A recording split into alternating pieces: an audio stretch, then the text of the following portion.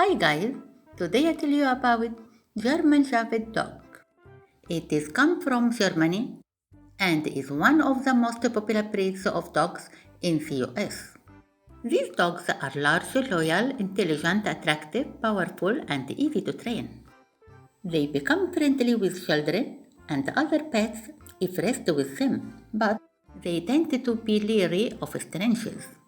Police forces use German Shepherd dogs because they can explore everything with their noses, and they have a very keen sense of smell. These dogs tilt their heads to see and hear better when they are trying to understand our requests.